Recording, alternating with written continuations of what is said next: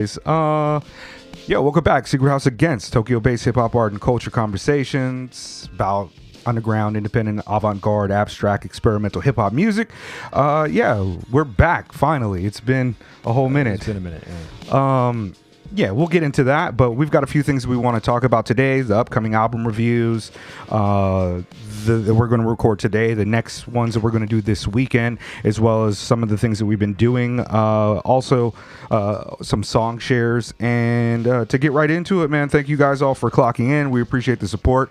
I know that our patrons, like, we don't really offer anything on the Patreon in terms of, like, listen to us or pay us money and you'll get more content. We don't do that, so we appreciate you guys being patient with us as we're kind of just like not recording because of reasons. Last weekend it was like it was a show, and then it was a typhoon, then it was your parents, and then it was just parents 2 times maybe, and so stuff like that. But yeah, I'm glad I got my big phone because I'm not wearing my glasses and I can't see without my glasses. I was gonna say, is this like is this one of the first glassesless? No, I've done it before, but I Billy Woods'd myself. Oh, yeah. You remember that? I put a little Billy Woods. Maybe I'm Billy Woods in today, all lowercase. Yeah, shout out to Bell Hooks. But we did get a few new patrons. I think this is the definitive list. Shout out to Dano of FreeMusicEmpire. Also, OG Nick Marsh. I'll talk about some of the collabs that we just recently did. Egan Loughran is a person. Egan Loughran is a person. Also, Mortville. Okay. Very interesting. You know that person? This is... I have never spoken to Egan about Secret House, and it could be a coincidence, but Egan Loughran is one of my best friends from back home. Oh, no shit. Very, very close friend of mine. I didn't know he knew about the show. I assume it's him because, it's an unusual, unique name. Yeah. Yeah, exactly. Both the names are unusual and unique, and the combination is probably... yeah, uncanny. So, great. Yeah. Sasco, also the artist Sasco, I'm going to do a music share on one of his songs off of his upcoming album today. Sasco, you should send us that album, and I think I'd like to review it because I've loved the singles that have dropped. So, of course, we don't ever promise any reviews for anybody, but yeah, like if we have the time, I think that would definitely be one that I like to discuss. And also Mortville, who joined the Discord as well. Hey. And yeah, so there's maybe a missing person here or there, but yeah, shout out, tremendous love and respect to all our patrons, and we're going to work on getting that Discord link functioning more frequently. Figuring it out. Yeah, for whatever reason, we have both set it to not expire. Yes. And it continues to expire. We continue to get messages that, and it could be like one of our CIA agents, like trying to like stop us from, you know what I mean, spreading the gospel of dope underground hip hop shit. But it also could just be like some user error idiocy of us, like you turn it on and I turn it off, and then vice versa. I don't know. But yeah, pay attention to the Discord. We don't talk much, but when people talk, we hop in and talk. So more people is great. I think we've got maybe 30 or 40 people in there right now. The fruit of thy womb, Jesus Christ, the salt of the earth, the best people possibly around that you would want to hang out with. Yeah. But yeah, in regards to the Free Music Empire Patreon, that Dano is a person who I've been talking to and rocking with on the Rap Music Plug podcast. That's how I made his acquaintance, and I find like he and I be on the same page about a lot of artists. And he recently invited me and OG Nick Marsh to have a kind of deep dive discussion about Lupe Fiasco. Yes. They call it State of the Game, and we kind of just talk about their career, our thoughts on them, their place in it, their styles and things of that nature. And we had like, I want to say about a 2-hour conversation about Lupe, and I thought it was really interesting because, you know me, I'm not a huge Lupe fan. Yes. And Nick is might be his one favorite of his favorite MCs. And you know, Nick is also like a fan that's not like a fanatic that thinks that everything is unassailable. So he had a very kind of vivid idea about his thoughts and really nuanced. And I don't know if I've ever really got into a conversation about Lupe with anybody other than you, like that. And it's a really fun conversation. I actually didn't know that it was up until when I saw the Nick post on Instagram. Right. I didn't know it was up, but I'll put the link to that in the bio for you guys to check out, because I would love for you to support Free Music Empire and OG Nick Marsh. We're both patrons for both of their work, and I think it's really high quality, really smart, useful conversations about not useful, maybe that's not the term, but pertinent conversations. Yeah, productive and interesting. Yeah. Smart conversations about hip hop that skirt the bullshit. So yeah. Shout out to them, and thanks again for having me. And yeah, do that work. This week's reviews, though, Jet, we're going to today we're reviewing the new Alaska that dropped on I believe the 15th of August. We've had that album for months, and it's been in heavy rotation. And we were planning on doing a review with Dash Lewis, and then that kind of like I asked him if he wanted to do it because he was being assailed by all the Eminem fans because his Pitchfork article. And it was like, also at the time I was just like, your parents were coming in, and so yeah, we've actually had to push that back a few times, but I'm really excited to talk about that. I think it's perhaps Alaska's best work, so pay attention to that. And also the new Mavi album that just came out. And then next Saturday, if this typhoon doesn't hit us again, we're going to be discussing the Big Flowers Messiah Music Gang PTP collaborative project, Save the Bees, which I'm very excited about as well. And also, what did you talk about with Deza? The navy blue? Or the Ka?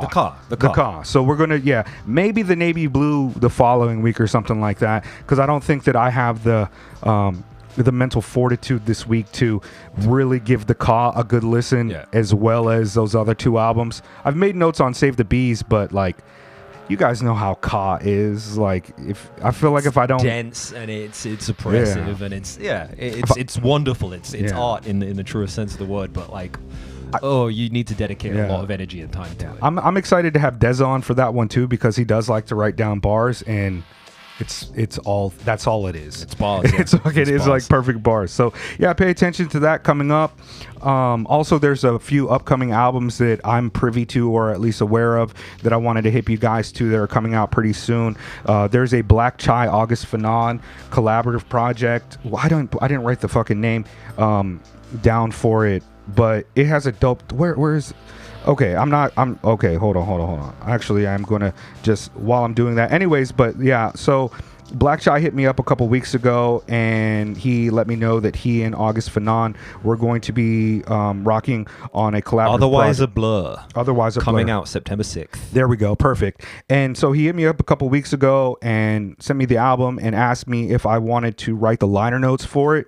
And to which, like, I'm not really like, I used to blog and I could obviously like make a sentence, but it wasn't something that I'm used to doing, but I was honored and I figured I'd give it a try. So I tossed them a couple paragraphs about it. Even though like she had to go to the hospital for appendix, like there was a lot of stuff that was happening. But I wrote it for them, and I'm not sure if they're going to use it, but one way or another, I think you guys should definitely check out the album. It's something. It's a clear progression of just his work, and also this one is just wildly interesting production wise because it's the great August Fanon. These are two cats that I share a lot of ideological symmetry with. Absolutely. In terms of black radical, liberatory, Pan-African socialist type of politics, and so yeah, it's hidden on all those levels, and it's also just like really dope music. So check that out. New Sharif. Yeah, not necessarily new, but it's a what do they call them? The deluxe.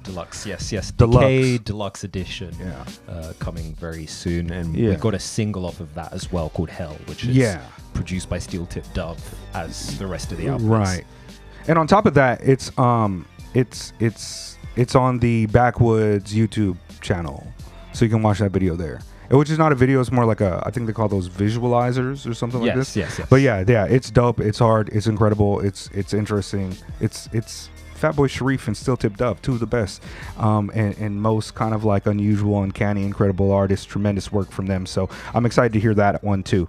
Also, I got a plug on shipping from America to an American address out here. So I might be able to buy some more like vinyl albums and stuff, because usually the shipping to Japan for an album is as much as the album, if not more. It's kind of a joke. Yeah, I tried to get the Cavalier, right? $100 piece. Right. It was like $179, right, just for that. And I was like, well, I also want the fucking Shrapnel T-shirt. And it was like, I don't Like we're not Patreon spending like that. $40 to ship over a $20 T-shirt. Yeah, bro. It's a tough decision for us to make out here, but you know that's also why we kind of try to champion the cats that don't get the mainstream media play from your your other content creators. But yeah, Castro's catalog, a lot of the albums in his back catalog hit streaming as well. You can Curly Castro, you can find the Castro album. So pay attention to that.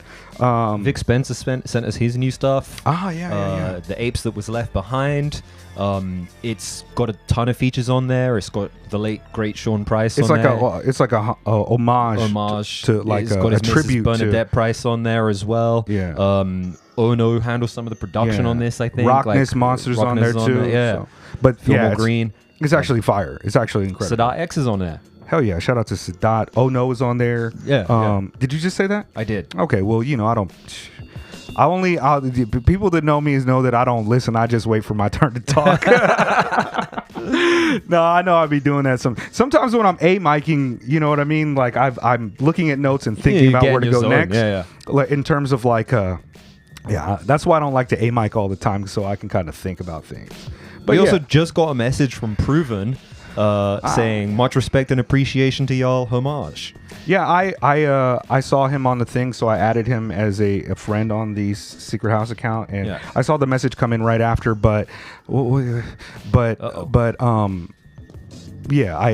didn't respond to it yet. But Proven was dope. His album with Il Sugi earlier this year, Black Pyramids, is that what it was called? That's right. Yes. That's also really good. And that conversation that we had, you know, I can't, this is how, you know, like I keep it really real and I don't just talk shit about every album being great, because I had a few kind of like ideological things about God Body stuff that I talked about there. But of course, you know, I still love all the God Bodies. In fact, the homie Elo Kush, who is on the Africa album with Blue, he's coming through in October. We're gonna kick it, and you know, he's a God Body through and through. Like that's all he's about, which is great. Fine, Islam, myself, Lord and Master. But yeah, and so I'm glad that Proven kind of noticed us and figured that shit out and followed us too. I mean, it's also pretty clear that you did the knowledge, you know? Yeah. I'd feel a certain type of way about it if I was just being like, I don't like all this 5% of shit, because I'm just not like up on it like that. Indeed. But it's like, you know, you got the history there. Yeah. You are mega, you are master equality, got a lot. That doesn't come from nowhere. Like, so I think, you know, it's reasonable. Mind to take mind. Like I said in the video, it's like build and destroy. Like if you're going to have a conversation about it, then let's have a conversation about it. But, you know, anytime that you have something constructive, it's like something's got to go, you know, or understanding has to come through. There has to be a clearing. So, yeah. But, also, I think that's it for the upcoming stuff. I didn't really check to see who sent us stuff or anything like that. It's also been weeks, so I'm certain that we got more shit, a bunch of shit that we just didn't think about. You know, I wanted to talk about the breaking situation.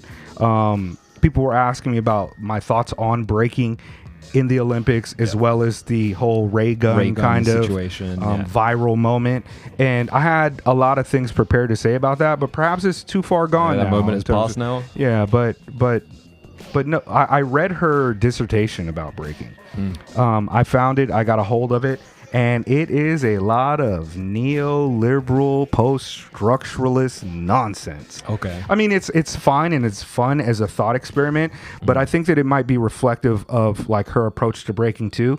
It's all of these great ideas about decolonizing or degendering these scenes and things like within breaking, and there's a lot of high-minded theory that goes along with it, but it's kind of clear that she don't have foundation. Right. She doesn't have foundation, and before you break the rules, you have to know the rules. And in terms of this particular like assessment about breaking, I think she lacks what a Marxist can figure is the most important, is the historical material conditions of breaking, how it was formed, those features, the things that community has created, and how it's also been propelled through late stage capitalism. And so a lot of the things that she had to say about it, I'm just like, oh wow, you're like reading Gaddafi, you're reading all of these great thinkers and putting all this stuff together, and it makes sense to a degree, but at the same time I'm just like, I mean, there's always that disconnect between academia and the kind of practice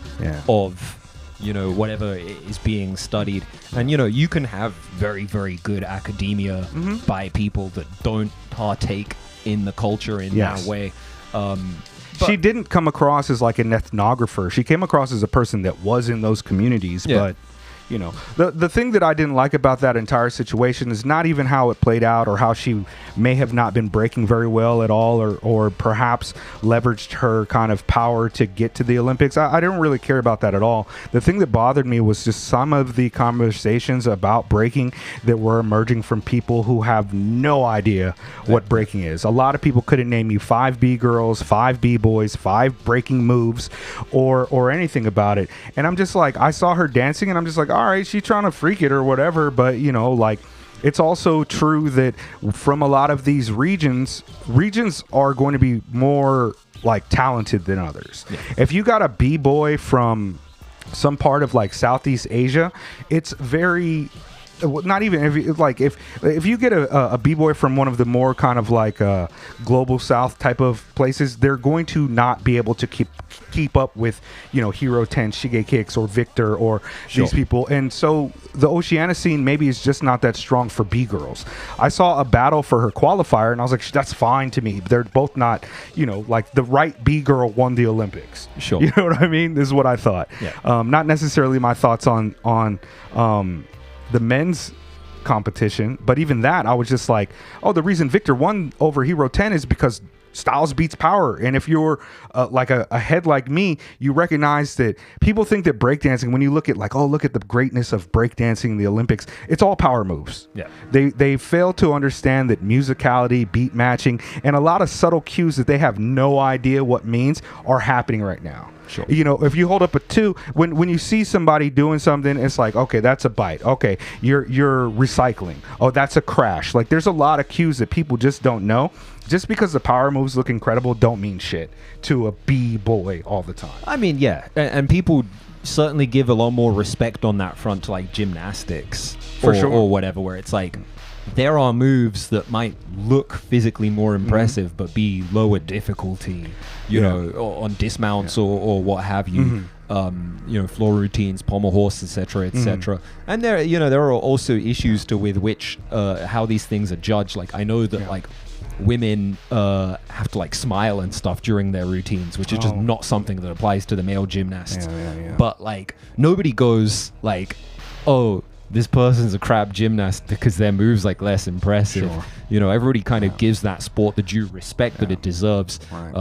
Whereas, you know, I saw something similar happening with the skateboarding as well, right? Like there were people kind of like saying, oh, like he's just jumping on a rail and jumping off. Like this is easy. Like he's actually goofy right there. It's like, you know, like, that's the opposite way that, you know, he would normally. I mean, did a varial he flipped lean onto the. It was just that. Well, that's also like another thing that I'm of two minds when it comes to breaking the Olympics. One, I don't really care for it being there. Two, I think that it's fine for people to find ways to make living off of the things that they're passionate about, and breaking is something that you must be passionate about to really reach that level of skill. And I just find it hard to view it subjectively, and I also question a lot of the judging criteria because there are subjective aspects of it, and there are people who are better at assessing moves than others, and I don't know anything about the judging. Most of the OGs that I knew that were involved with putting it together and getting it into the Youth Olympics, a lot of those people stepped away from it because they're just like, there's no way that it's going to be to a standard that will feel comfortable with on a world stage like that. And it's like, whatever. I like watching breaking, but even the idea of it all being competitions and not just ciphers and dancing and building community and having fun is problematic for me. I think Red Bull BC1 has radically changed the approach of breaking. Now, like, you can't even crash anymore. Otherwise, it's like, oh, that's whack. You lose that for the crash. And this is like, back in the day, it's like you crash doing something incredible. That's kind of fucking bet. Yeah. What subculture hasn't Red Bull gentrified at this point? Is there Red Bull podcasting, like competition podcasting? Yeah, is podcasting not even a culture? But he said before he started speaking. That'll be a deduction. There's a lot of disfluencies in this guy's language here. Also, the segues could use some work on the dismount. Yeah, I don't know. I didn't even mean to get into this kind of breaking ramble, but yeah, I love breaking still. I sometimes teach breaking to my wife's breaking class and help them out on Wednesdays. My wife teaches breaking, my daughter breaks, and yeah, I'm a passionate person when it comes to hip hop culture and all aspects of it. Well, not all aspects of it. Like there's certain things that I don't necessarily care about, but the 4 element shit, yeah. I'm not hearing, I don't want to hear somebody complaining about like what is good graffiti and what is not good graffiti. This is street art, actually. Yeah. Street art, break dancing. Yeah, I don't even like, with toys, I'm just like, yeah, that's pretty toy, but like keep getting up. We're all toys. Yeah. Like, so I don't know. That was great. It was fun to watch. I know a lot of people got a lot of joy out of it. So shout out to them. Shout out to the winners and shout out to the losers too. Japan did pretty well, all things considered. I thought that Shigekix should have at least took 3rd, but you know, it is what it is. Yeah. Anyways, shout out to Shigekix. Hey, I want to say friend of the show, but my wife took him to America when he was younger to break and did the English translations for him. Hey. My wife knows Ami and a bunch of the B girls and shit, and my wife is still, she's like, yo, I'm gonna get my fucking crew tattoo this year, and she's been saying that for every year, but she's still in a crew. She's still on their line that goes off all the time. So yeah, shout out to breaking. Real hip hop. # by myself. Anyways, we had a pretty dope weekend last weekend. Oh yeah, very much so. What did we do Friday? Did we do something on Friday? No. I did something on Friday. Maybe we. No, you went out. You went out to. I went out to the head. I went to Akil's birthday party. Yeah, and it was at the house of the head, the vice president of creative design at Ralph Lauren. And his house was so amazing. Like art-wise, he had amazing shit around the house. But yeah, that was dope. And then I caught a loop home. I was going to go get it with Miles at Heavy 60, but it was like midnight, so I was just looping. Yeah, but Saturday night. Yeah, no, Friday night I sung karaoke in a bar somewhere, and I was good enough that people paid for my drinks. Oh, hell yeah. Yeah. Wait, it's the new strat. When you go to a karaoke bar with a bunch of Japanese people, just sing a Japanese song real good, and then it's like there's always going to be like one of us. Exactly. Yeah. Hey, see, I don't sing, but we don't need to talk about that. Let's talk about Saturday. Oh, Saturday was dope. So we were supposed to record. We're going to record at night, and we were waiting kind of all afternoon because Deza might have been able to make it, but he had a birthday thing going on, and then Jet reminded us that there was a Saul Williams event happening, and that it was only $10 to get into. It was 1,000 yen to get into. Yes. So that is so incredibly rare here. This is only the 2nd time Saul Williams has been back to Japan, and so we were like, recording canceled, we gotta go. Yeah. And we went to check out Saul, and the lineup was incredible. Yeah. We had Naked Under Leather, Null, who made it onto my 11th favorite albums of the year list with his album with Botsu from Dos Monos, who we also met that night. Bots was there. Shout out to Dos Monos. I believe Nariko was the final DJ who came on. I didn't know her, but and she was fucking dope. And then of course we had Fumitake Tamura Bun, who is on one of our favorite albums of the year, along with Rory. Yeah, the first was to make contact when we dap. Yeah. And of course, the legendary indelible Saul Williams. Yeah, he was there with his wife. I don't know if she's like a public figure like that. I think perhaps, so I won't give her name out. She was involved in like the Neptune Frost stuff. They directed it together. They as a co-direction thing. Yeah. She's an actress in her home country. Okay. I didn't realize at the time that they were married. I'm not up on Saul Williams' personal life like that. I was just like, well, I learned it that night. I learned it that night. But yeah, Saul and his wife were in town, and they did a screening of Neptune Frost, and I hadn't seen it, and I was trying to find it. I found it, so I'm gonna watch that. I can shoot you a link because it's not available on streaming services or even to pirate it, but I found it on one of these like kind of free channel type of thing, you know, like watch TV free, and it looks dope. Like visually, the pictures of it look dope. But it's like a sci-fi. I wouldn't say Afrofuturist because they don't describe it that way, but it's like a sci-fi film about somebody in, I think, Rwanda. Okay. Yeah, it seems dope. So I'm gonna watch that. But Tight. he was there, and I fucking love Saul Williams. Saul Williams to me is like on the S tier of artists and kind of like brilliant, black, politically minded, contemporary like people alive right now. Like, and I felt that way since I first heard his work on Lyricist Lounge, and when I first saw Slam, which is over 25 years ago now, and I've followed his career not tremendously close, but as a fan of poetry, I've just seen him as just absolutely brilliant and somebody of the culture who I just haven't seen do any fuck shit. What? He always has something kind of like brilliant to say, and we just had the like incredible opportunity to just like chat with him for at least 30 minutes, half an hour or so. Just us just chilling, smoking cigarettes, and well, Jed doesn't smoke, well, but, like, so so AV and the amazing DJ Lita went out to like get some drinks or whatever, and I was just like, I'm gonna go see, I was gonna go join them. I was like, oh, let me just see what Mega's up to. He's been in the smoking area for a minute. I go out there and it's just you and Saul. Yeah, it was just the two of you chilling. I was like, oh, okay, cool. Let me come sit down and say what's up. I was glad you came out because I didn't plan to like, I'm gonna ambush Saul and talk to him a little by myself.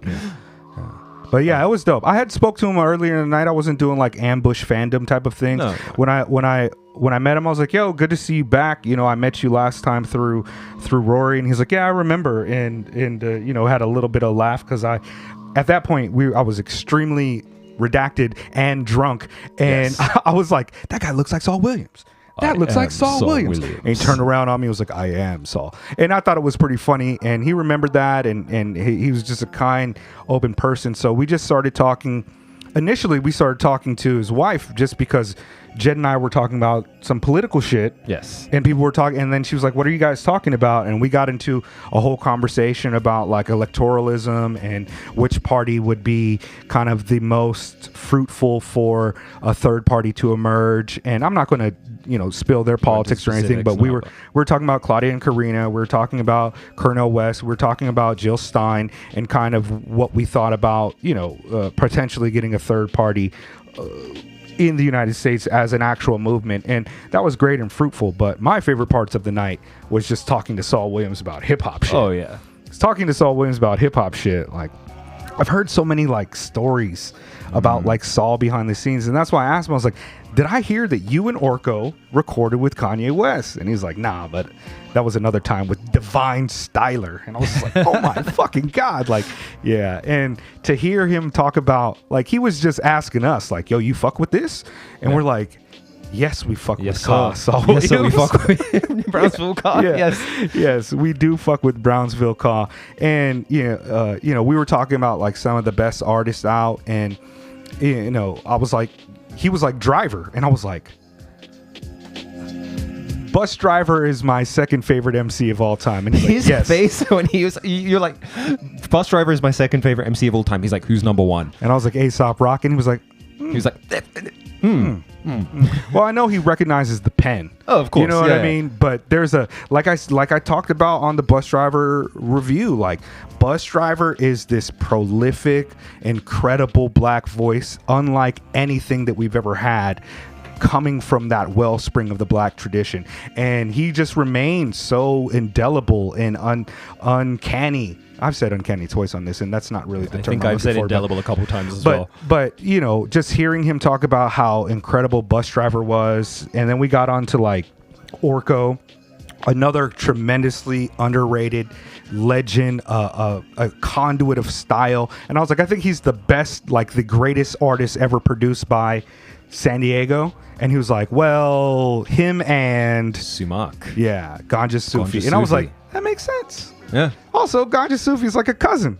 Hey. Yeah. True. Yeah. So, but yeah, man, we talked about Boots Riley. We talked about, obviously I'm not going to just put Saul Williams' opinions on blast, but I like that he shared a bit of symmetry with me in regards to Donald Donald Glover. Okay. And people in the Rap Music Plug podcast will know what I'm talking about. Like I like these shared a little symmetry with us, you know. And I have a lot of thoughts on that shit still. But you know, man, what a really incredible, really enlightening, illuminating conversation with like a brilliant artist. Yeah.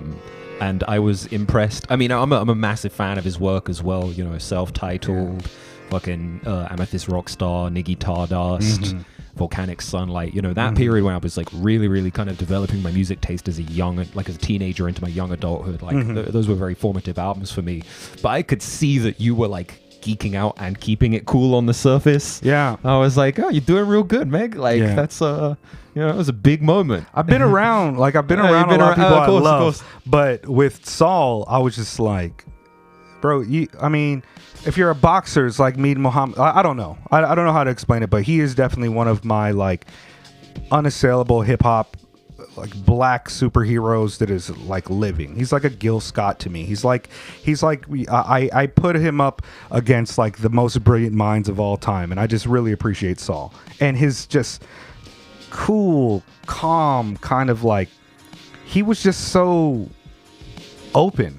Yes. You know what I mean? Not an air of just like superiority. No sense of superiority or like he didn't want to be there, just very present, very in the moment. It's like kindness to him. Like, yeah, bro, it was super dope. Yeah, it was one of the, you know, that's a highlight dope for me. Night, just like surrounded by so many dope people, bro, talking about dope stuff, doing dope stuff. You left instead of going to Soulful with us, and we were kicking it with Public Housing NYC all night. Yeah, and a couple of them, we chilled and we redacted with them, and we were like, you know, I met Black Rembrandt, and we talked a lot. I freestyled with Black Rembrandt before I knew who he was, and we were just like, all of us were kind of chilling and having a good time. They had really dope sets. Sniper Lou's beats sound incredible over a sound system, and you know, like Soulful has a pretty dope system downstairs. Yeah, and it was just live. But I did have to go at like 4. I was like, all right, I've reached peak drunkenness. I also I'd stayed out the night before, and I knew I was like a long way from home, and I wasn't going to pay for a taxi. I was just like, if I start walking now, I'll get home by 3. You should loop it. Get on one of the loop bikes. The cops like me too much, and if I've had a couple drinks and I'm on a loop, like I think you're allowed to ride the bikes. You're allowed to be inebriated a little bit on a bike. On a bicycle, yes. Yeah, but the loop bikes are not like motorized; they're assisted. But so I think you can ride them on the side on the bike path. So the drunk cycling rules in Japan are like super strict, but like they generally won't like bother you about it unless you are like visibly fucked up. Okay. But I also just don't want to take that chance. I took the chance. I was like, and I was fine. I intentionally didn't go by like Kobans and shit, right? Yeah, but I just followed the rules of the road and just made it home nice and easy. Ignorant as fuck, but I also wasn't that saucy. I was pretty good, but it was just like late. Yeah, it was that kind of like the drunkenness is wearing off, but the tiredness is kicking in, and so and it took like an hour to get home from there. I'd be forgetting it's like 50 minutes on even a bike. Nakameguro all the way to Ikebukuro. That's a long way. It's like 11 kilometers. Yeah, something like that. Yeah, you would know better than me because my walk back was surprisingly pleasant. I was worried because I was wearing the reps, the Jordan 1 reps that you got me. And those shoes are not like particularly comfortable or high quality, and they're a little small on me. The Jordan ones, even legit ones are not comfortable. Yeah, exactly. Yeah. So I was like, I'm not looking forward to this. And then I made some pretty good time, and I got home like a little earlier than I thought I would, and it was a nice walk. You know, it was a nice like Saturday night. It was sunny. Sorry, it was obviously not sunny. It was nighttime, but it was warm. Yeah, it was a pleasant evening. It wasn't that humid. Yeah, despite the rain either. It was quite pleasant. So tight, man. Yeah, but those NYC, the Public Housing NYC cats are performing again this Saturday at Batika, and so I'll probably go check them out. I met most of them, and I was really feeling like Ba Pace, and I like his art. A couple people told me about some of his past hijinks, and I was just like, damn. But yeah, it was a dope artist. He was a kind dude. He was a cool dude. Obviously, everybody is a person and dynamic and has their issues, but I really enjoyed it. I'm gonna try to go check them out this weekend as long as the typhoon doesn't blow us away. Yep. And when I say public housing NYC is like, there was so many of them there. I was like, damn, you guys came out here like 7, 8 deep maybe, and you know they brought like blunt wraps and shit, and just everybody was cool as fuck. And yeah, I'm looking forward to checking out more of their music because I wasn't that familiar, especially like Black Rembrandt. He's hard, he's dope, he was really personable, and just like, he was like a regular dude that was like not a cornball. So yeah, shout out to them. You want to do a song share, or do we have anything else to talk about? Let's say this. We've been going for like 40 minutes. Yeah, so almost like 30 some minutes. I'm down to go straight into this song share. We'll get into these reviews. Let me pull up my joints here. Actually, it might be, I've been going back and listening to like a lot of shit recently, so let me find this song. I'm gonna have to scroll a whole, oh, here we go. So let me before I do that, let me go ahead and give a little back information. So anyways, this is Sasco off the upcoming album The Hottest Year on Record, which is like a dope statement, like a regular statement, but dope for an album. You know what I mean? The hottest year on record. And it comes out on the 15th of September. So a couple weeks from now, like what, 2 or 3 weeks. And they've been releasing, I don't know. I'm really trying to like be more aware of pronouns, just because apparently on the West, it's like much more common for people to have different gender pronouns than it is kind of out here in the tier. We don't really rock with anybody. Not that we don't have members of the LGBTQ community in our spaces, but you meet a person and you kind of figure it out. But when you hear a person or you just know them online, my brain just doesn't function in the in the most kind of like ally-ish type of way, despite wanting to, you know, not fuck that up. Sure. But so anyway, Sasco, they their album's coming out, and they've been releasing a few different songs, and one of them I purchased, and it's called Make Yourself Useful, featuring Rama, formerly known as Joshua Virtue, and the homie Shamar, who we've reviewed both of their arts and talked about them a lot of times. Shamar is responsible for putting us on to a lot of dope cats, including Blackchai. Shout out to Shamar. Shout out to Rama. They are both incredible. And this song, one of the things that I'm loving about the songs that have been released about on this upcoming album is production. It's going wild. So here it goes. It's a 4-minute track, so I won't play it all the way through, but we'll put it on and then rock with it, and then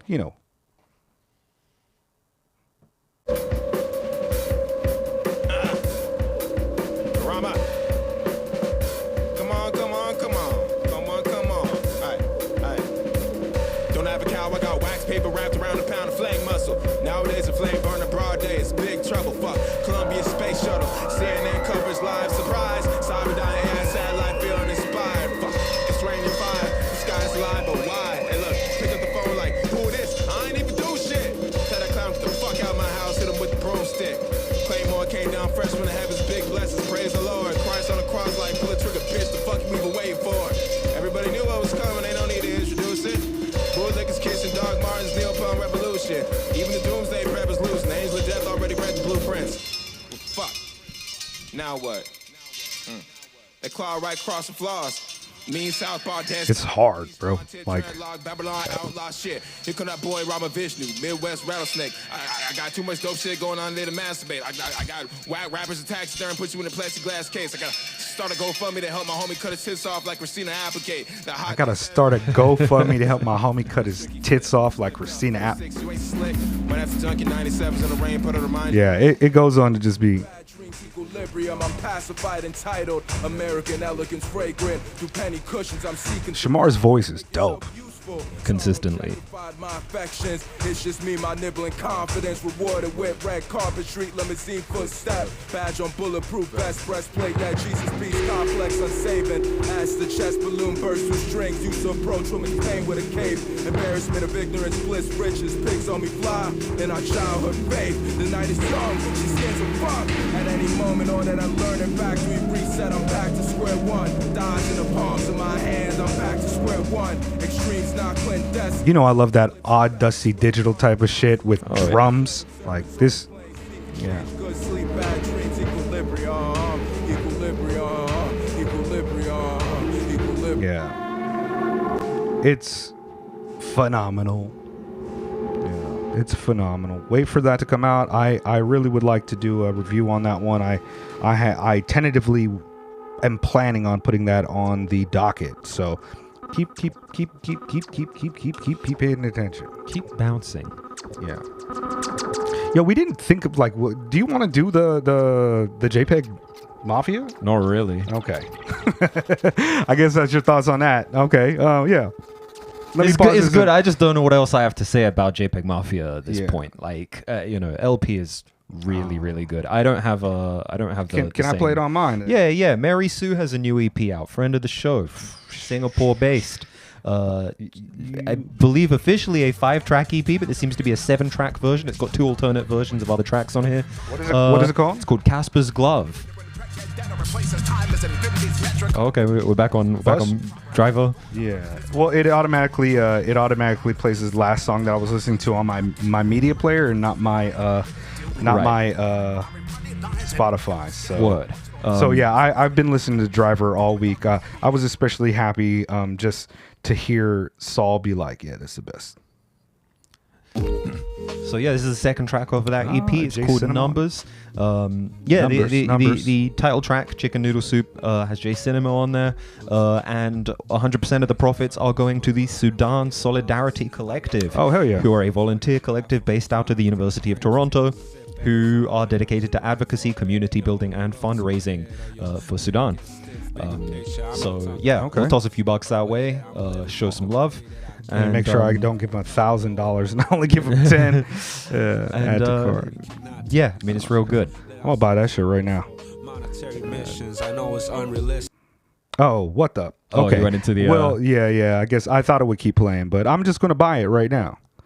Oh, am I buying only the song? All right, I'll buy it later because I'm fucking up everybody's vibe, and I've been known to do that. Yeah. Okay, I'll buy it. We'll figure it out. That's going to be one that the patron puts down that loop for, and that's what I like to see. Sudan Solidarity Collective. That's what I'm talking about, y'all. Like, we definitely have to support this type of artistry. You don't need to be tapped in with the bullshit. Fuck the noise. Get off the internet. Shouts out to Culture's Press. 5-3, no one but me gon' achieve my peace. That's a good way to get me to give y'all motherfuckers some money. Like something that means something to me. I'm like, okay, if I purchase this album, some of that go to there, then I'm gonna do that too. It's like, it's a real scummy scheme too. Like people could use, you heard all about like different people during the George Floyd protests, like manipulating that type of thing. Oh, the amount I see on Instagram where it's a random reel of like a woman crying in front of a burned building and being like, here's a GoFundMe link for Palestine. And it's like, you don't know where this money is going. Like, of course, there are a lot of really great organizations doing great work out in Palestine, like the Palestinian Children's Relief Fund, that, I think are providing for a really, really worthy and important cause that we should all be very actively involved in. But also, there's a lot of grifters out there. There's a lot of people who they'll just be like, hey, I'm raising money for Palestine. Please give it to me. You don't know where that money's going. You don't know how that money's getting to Palestine. I see that all the time. You see people capitalizing that. I had a conversation with Miles. Like, yo, you can't just put Malcolm X face on a shirt and then start selling it without giving anything back to black folks. Like, enriching yourself with blackness is kind of a scummy thing to do. And I wasn't saying that he was doing that, but I was saying that as a person who designs clothing, that should be something in your mind when you make a Black Panther shirt, or you're selling something, or even just posturing off of. And I know, like, you can make money however you want. Like, it's not up to me to decide like the morals of it or whatever, but the people that I support are not just the ones posturing, and it's harder to find those like people that you should support now. And that's why, like, even though I don't do a cancel culture, like if you don't want to support an artist because some personal bad thing that they did in the past, I'm like, fine, you know, Nobody fine. owes each other their wealth, their resources. But yeah, just don't be nasty, man. We'll get out of here so we can record this Alaska and these Mavi reviews for y'all. Thank you guys. If you like these, let us know more, because I like doing them, and it's also just like these are conversations we would have anyway. Yeah, we would be talking about this shit regardless. Yeah, and probably word for word having some of these same conversations. So like, if you join the Discord, you can like ask us questions, and then we can discuss them on here. Type of beat. There'll be a link in the description. Who knows if it works? If it doesn't work, I don't know. Reach out to I'm one gonna put of us that on all Instagram on Jet or in the comments. Like, blame me. Yeah. Blame me. I don't care. What I'm saying is that like you fix it today after I post the video.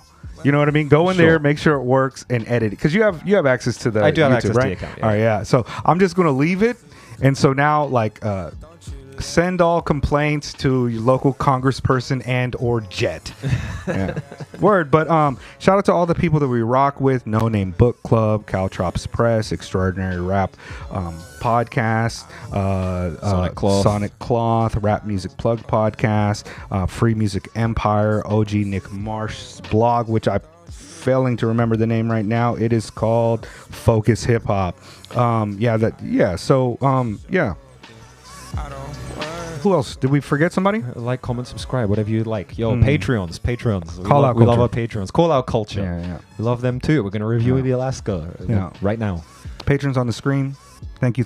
I know I've seen a couple people leave, but we keep your guys' name on there because why not? You showed love. We love you. Peace. Bye.